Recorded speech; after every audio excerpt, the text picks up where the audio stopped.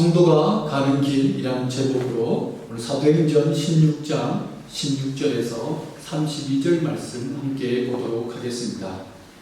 오늘은 제가 봉독해 드리겠습니다. 사도행전 16장 16절에서 32절까지의 말씀입니다. 우리가 기도하는 곳에 가다가 점치는 귀신 들린 요정 하나를 만나니 저으로 그 주인들에게 큰 이익을 주는 자라. 그가 바울과 우리를 따라와 소리질러 이르되 이 사람들은 지극히 높은 하나님의 종으로서 구원의 길을 너에게 전하는 자라며 이같이 여러 날을 하는지라. 바울이 심히 괴로워하여 돌이켜 그 귀신에게 이르되 예수 그리스도의 이름으로 내가 내게 명하노니 그에게서 나오라 하니 귀신이 즉시 나오니라. 요정의 주인들은 자기 수익의 소망이 끊어진 것을 보고 바울과 실라를 붙잡아 장터로 관리들에게 끌어갔다가 상관들 앞에 데리고 가서 말하되 이 사람들이 유대인인데 우리 성을 심히 요란하게 하여 로마 사람이 우리가 받지도 못하고 행하지도 못할 풍속을 전한다 하거늘 무리가 일제 일어나 고발하니 상관들이 옷을 찢어 벗기고 매고 치라 하여 많이 친 후에 옥에 가두고 간수에게 명하여 든든히 지키라 하니 그가 이러한 명령을 받아 그들을 깊은 옥에 가두고 그 발을 착고에 든든히 채웠더니 한밤중에 바울과 실라가 기도하고 하나님을 찬송하며 죄수들이 듣더라. 이에 갑자기 큰 지진이 나서 옥토가 움직이고 문이 곧 다 열리며 모든 사람의 매일 것이 다 벗어진지라. 간수가 자다가 깨어 문들이 열린 것을 보고 죄수들이 도망한 줄 생각하고 칼을 빼어 자결하려 하거늘 바울이 크게 소리질러 이르되 내 몸을 상하지 말라. 우리가 다 여기 있노라 하니 간수가 등불을 달라고 하며 뛰어들어가 무서워 떨며 바울과 실라 앞에 엎드리고 그들을 데리고 나가 이르되 선생들이여 내가 어떻게 하여야 구원을 받으리까 하거늘 이르되 주 예수를 믿으라. 그리하면 너와 내 집이 구원을 받으리라 하고 또 주의 말씀을 그 사람과 그 집에 있는 모든 사람에게 전하더라. 아멘. 아멘. 오늘도 사람들은 저마다 각기 목적을 가지고 여러 가지 길을 걸어가고 있습니다. 그러나 성도에게는 성도이기 때문에 성도의 목적을 가지고 성도가 가야 하는 길이 있습니다. 그 길은 생명의 길이고 영적인 길입니다. 그 길을 가다가 보면 우리는 이 세상에서 온갖 유혹과 어려운 일들을 당하게 될 것입니다. 그럼에도 불구하고 성도는 그 길을 가야 하는 것입니다. 왜냐하면 하나님께서 부르신 길이 그 길이고 그 길이 진리의 길이며 그 길 끝에 진짜로 영원한 생명이 있기 때문에 그렇습니다. 오늘 본문에서 우리는 성도의 길을 가고 있는 두 사람을 만나게 됩니다. 한 사람은 바울이고 또 다른 한 사람은 실라입니다. 이 두 사람이 왜 빌립보까지 오게 되었는지는 여러분들도 많이 들어서 잘 아실 겁니다. 그 내용이 오늘 본문 바로 앞에 있는 내용입니다. 사도 바울은 2차 전도 여행을 시작하면서 아시아로 가고자 했습니다. 6절 말씀입니다. 그런데 성령님께서 못 가게 막으셨습니다. 그래서 길을 바꾸어 부르기아와 갈라디아 땅을 거쳐 비두니아로 가고자 했습니다. 그런데 이번에도 예수의 영이신 성령님께서 또 길을 막으셨습니다. 이것을 보면 사람이 계획하고 가고 싶은 길이 있고 또 하나님께서 계획하셔서 가기를 원하시는 길이 있음을 우리는 알 수 있습니다. 그래서 바울과 실라가 성령에 순종해서 또 자신의 길을 바꾸고 무시아를 지나 드로아로 내려가게 되었습니다. 그런데 그날 밤 바울이 그곳에서 마게도냐 한 사람이 자기 동네로 와서 도와달라고 하는 환상을 보게 됩니다. 이 환상을 사도 바울은 어떻게 생각했을까요? 그냥 개꿈으로 여기고 가볍게 여기고 자기가 가고 싶은 길을 그냥 갔을까요? 그게 아닙니다.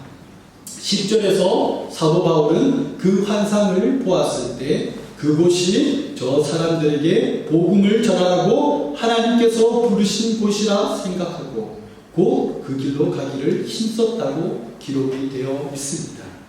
그래서 드로아에서 배를 타고 마게도냐의 첫 섬, 그곳이 어디죠? 오늘 본문의 빌립보 지역에 오게 된 것입니다. 즉 바울과 실라는 지금 내가 가고 싶은 길을 간 것이 아니라 하나님께서 부르신 길을 걸어간 것입니다. 저도 예전에 있었던 큰 교회에서 부목사로 있었다면 여러 가지로 많이 편했겠지만 하나님께서 재작년에 김천 혁신도시로 가서 그곳에 개척하라 하셨기 때문에 이곳으로 오게 되었고, 또 혁신도시 내에서도 엠코 근처에 교회를 세우려고 했지만 성령께서 허락하시지 않다가 지금 이곳에 하나님께서 보게 하셔서 이곳에 높은 산 교회를 개척하게 되었던 것입니다. 사랑하는 성도 여러분, 여러분들은 지금 여러분들이 가고 싶은 길을 가고 계십니까? 아니면 하나님께서 부르신 그 길을 걸어가고 계십니까? 첫 번째, 성도가 가는 그 길에는 유혹이 있습니다. 빌립보에 도착한 바울과 실라가 제일 먼저 기도하는 곳으로 가고 있었는데 갑자기 낯선 한 여자가 소리를 지르며 따라옵니다. 이 사람들은 지극히 높은 하나님의 종으로서 구원의 길을 너에게 전하는 자다. 누군가 여러분을 알아봐 준다면 여러분 마음이 어떨 것 같습니까? 그것도 남루한 옷을 입은 사람이 아니라 그 지방에서도 남들도 다 알아주는 유명한 사람이 그렇게 말했다면 여러분 마음이 어떨까요? 오늘 본문에 나오는 여자가 바로 그런 사람이었습니다. 이 동네에서는 저 여자 말이라면 다 맞다고 인정해주는 그런 인정받는 여자였습니다.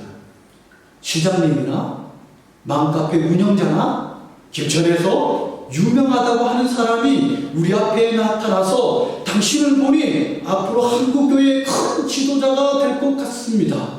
많은 사람을 전도하고 교회가 크게 부흥할 것 같습니다.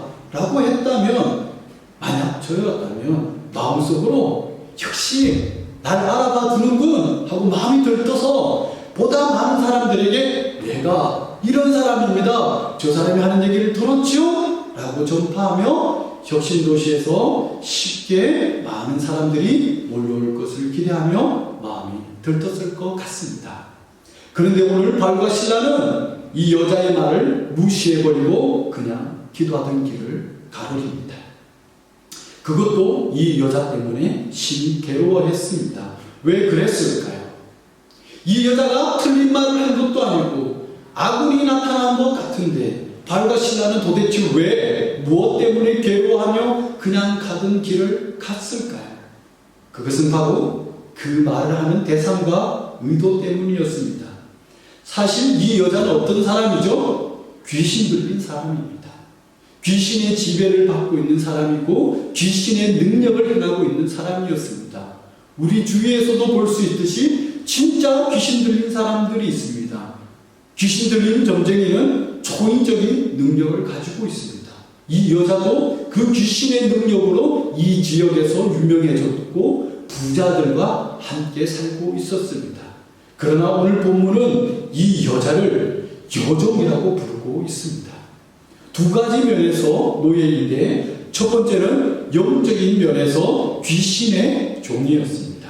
자기가 하고 싶은 말을 자기 스스로 하는 것이 아니라 귀신이 시키는 대로 말하기 때문에 노예인 것입니다. 두 번째는 육신적으로 재벌가들의 종이었습니다. 그녀는 그 능력 때문에 재벌가들에게 채용을 받았고 재벌가들의 돈벌이 수단이 되었습니다. 그런즉 이 여자는 능력이 있고 인정을 받는 사람이지만 귀신에 의해서 인간성이 말살이 되었고 재벌가들에 의해서 인권이 말살된 종이었던 것입니다. 바울은 이러한 그녀의 속사정을 꿰뚫어 보았기 때문에 괴로워한 것이죠.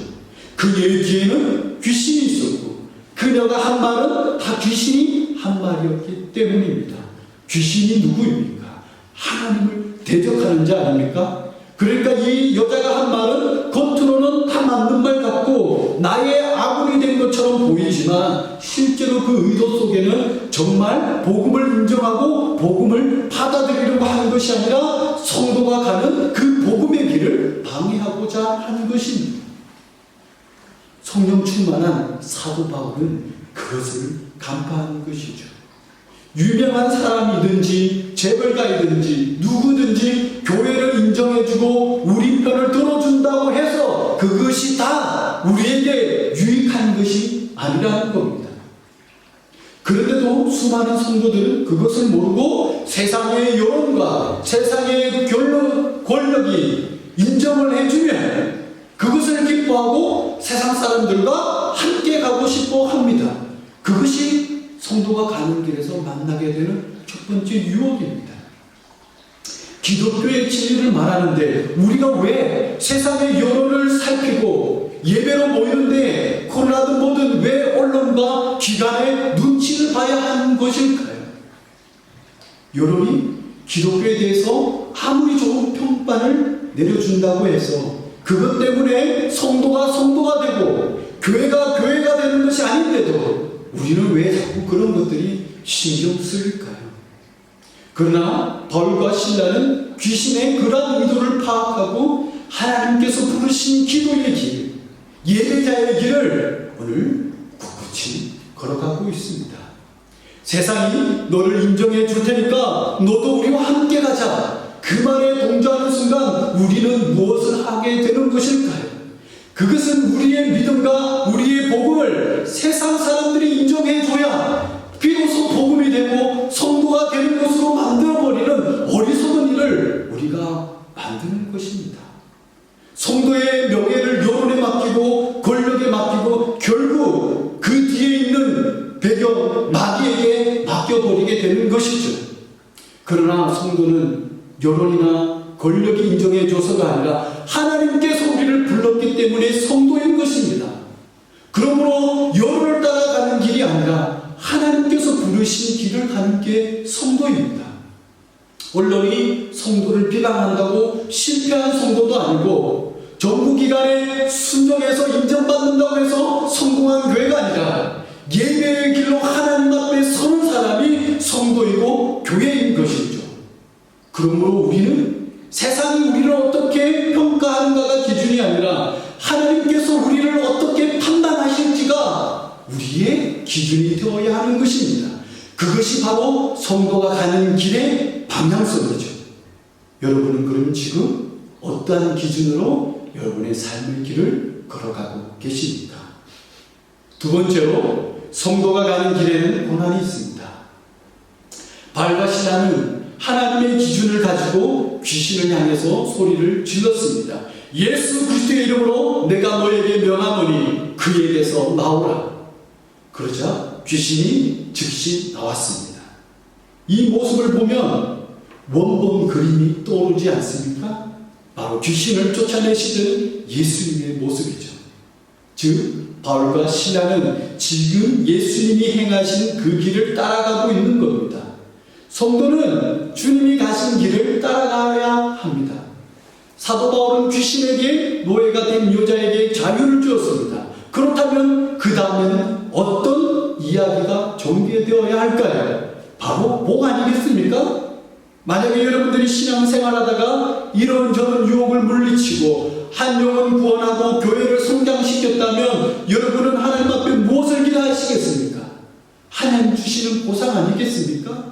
그런데 오늘 본문을 보면 그게 아니었습니다. 사도 바울이 귀신 들린 여자를 구원해주고 돌려받은 것은 상이 아니라 감옥에 갇히는 고난이었습니다. 하나님이신 예수님께서 이 세상에 오셔서 가난한 자들을 먹이시고 귀신 들린 자를 고치시며 병자들을 고쳐주셨을 때도 주님이 인간들에게 돌려받은 것은 상이 아니라 죽음이었습니다. 모욕이었습니다. 이는 성도가 아무리 선한 일을 해도 세상의 어느 한쪽에서는 교회를 싫어하고 성도를 싫어하는 사람들이 생긴다는 뜻입니다. 사도 바울이 귀신 들린 여자를 구원해 주었지만 그녀를 이용해서 돈벌이를 해왔던 사업주들은 손해를 보게 되었습니다. 그래서 바울과 실라를 없애기로 모의를 했죠. 종교적인 문제를 가지고 문화 문제로 경제 문제로 여론화시켜서 소동을 일으켰고 재벌들은 법관을 매수해서 고발을 했습니다. 그래서 법관들은 바울과 실라에 대해서 다음과 같이 판결합니다. 22절입니다. 무리가 일제히 일어나 고발하니 상관들이 옷을 찢어 벗기고 매로 치라. 많이 친 후에 옥에 가두고 간수에게 명하여 든든히 지키라 하니 그가 이러한 명령을 받아 그들을 깊은 옥에 가두고 그 발을 착고에 든든히 채웠더라. 여론이 바울과 신라의 대적자가 되었습니다.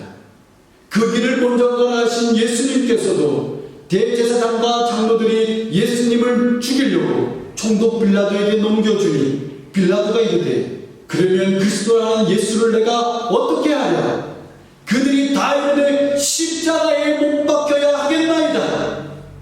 빌라도가 그래서 예수님을 조사해봤습니다. 조사해봤더니 선한 일을 한 것 외에는 아무런 죄도 찾지 못했다고 이야기합니다. 그래놓고도 예수님을 십자가에 못 박게 내어주었습니다. 이처럼 세상의 여론도 세상의 권력도 성도의 편이 교회의 편이 예수님의 편이 아니었습니다. 교회는 아무리 선한 일을 많이 해도 언제 언론이 교회에 대해서 선한 일을 많이 한다고 뉴스에 앞장서서 보도해 준 적을 보신 적이 있습니까? 그러나 교회가 잘못한 일이 하나라도 걸리면 빠뜨리지 않냐고 전 교회가 문제가 있는 것처럼 보도가 됩니다. 그러므로 예수님을 따라가는 성도에게는 선한 일을 아무리 많이 해도 대적자가 있기 때문에 고난이 있다는 사실을 성도는 받아들여야 하는 것입니다. 사랑하는 성도 여러분, 우리가 가는 길이 하나님께서 불러서 가는 성도의 길이라고 해서 그 길이 언제나 순탄하고 형통할 것이다 라고만 기대한다면 그것은 착각입니다. 하나님은 우리를 성도로 불러서 하나님의 선한 일을 하시겠다고 하나님의 뜻을 이루겠다고 하셨지, 언제 하나님께서 우리를 불러서 레드 카펫을 깔아놓고 너의 자존심을 내가 세워주겠다고 말씀하신 적이 있으십니까? 그런데도 우리는 하나님이 내 편이니까 내가 원하는 대로 하나님께서 다 해주실 것이라고 착각을 하며 삽니다. 그런데 여러분, 스데반 집사님을 봅시다. 하나님 편에 섰다가 어떻게 되었습니까? 돌에 맞아 죽었고, 사도 바울은 오늘 하나님께서 부르신 그 길을 가다가 어떻게 되었습니까? 감옥에 갇히게 되었습니다. 그들은 만사 형통하기 위해서 성도의 길을 간 것이 아니라 성도의 길 때문에 성도의 길을 가고 성도의 길을 가다가 고난을 만난 것입니다. 그렇다면 그런데도 우리가 그 길을 가야 할 필요성이 있을까요? 마지막 세 번째로, 성도가 가는 그 길에는 반드시 하나님의 승리가, 영원한 생명이 있기 때문입니다. 그걸 믿으셔야 됩니다. 그것 때문에 우리는 성도의 길을 가기 때문이죠. 자, 이제 돈벌이를 잃어버린 사업가들은 바울과 신라를 두들겨 패고 깊은 감옥에 쳐넣었습니다. 그렇다면 여러분 눈에 누가 이긴 것처럼 보입니까? 고요한 한밤중에 감옥에서 소리가 들려옵니다. 슬퍼서 흐느끼거나 억울해서 욕하는 소리가 아니었습니다. 바울과 신라가 하나님을 찬양하며 기도하는 소리였습니다. 여러분 눈에는 어떻게 보이십니까? 참 초라하고 불쌍해 보인다 라고 생각하면 큰일입니다. 어떤 사람의 눈에 바울과 신라가 실패하고 초라한 모습으로 보였겠습니까? 그것은 바울과 신라를 그렇게 만든 사람들이겠죠.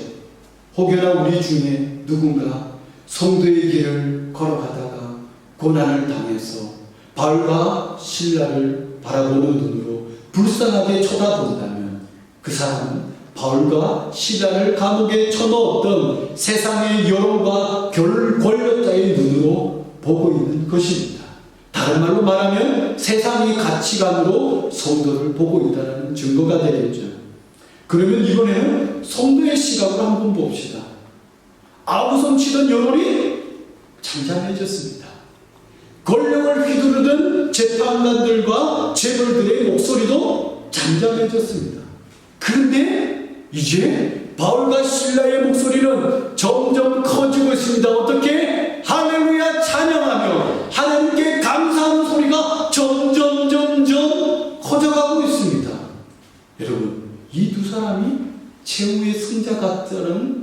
생각이 조금씩 들지 않습니까? 찬양하고 기도하던 그날 밤 지진이 나고 감옥문이 열리는 기적이 일어났습니다. 죄수라면 당연히 기회를 삼아서 도망을 갔겠죠. 그리고 죄수를 지키는 간수도 그것이 당연했기 때문에 그렇게 생각해서 죄수를 놓친 제철감에 두려워서 칼을 빼서 자결하려고 했습니다. 그런데 사도 바울이 크게 소리 지르며 말립니다. 네 몸을 상하지 말라. 우리는 다 여기 있다. 바울과 실라는 탈출하여 세상의 기회를 붙잡는 것보다 성도의 길을 걸어간 것입니다. 성도에게 있어서 자유는 육신의 몸이 자유하고 육신의 재산이 부유해서 천국이 아니라 그곳이 초막이나 그곳이 궁곡이나 어디가 내 주 예수 모신 곳, 내 주 예수 모신 곳이 그 어디나 하늘나라 이기 때문인 거죠. 성도에게는 세상이 알 수 없는 그 승리의 기쁨이 있는 것입니다.